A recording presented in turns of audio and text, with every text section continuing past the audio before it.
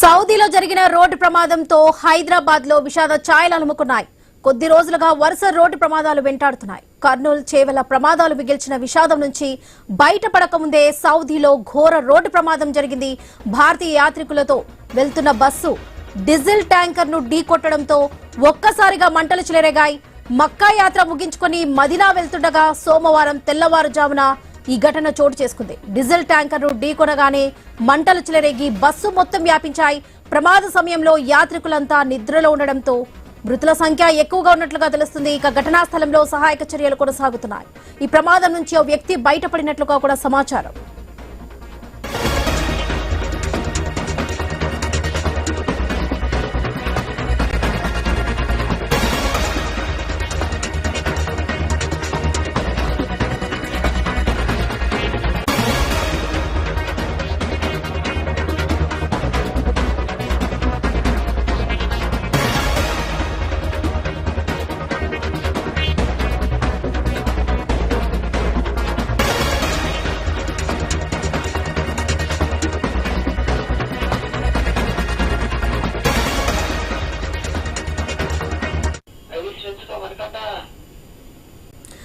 మంటల్లో 42 మంది సజీవ దహనమయ్యారు. మృతుల్లో 16 మంది హైదరాబాద్ వాసులుగా గుర్తించారు.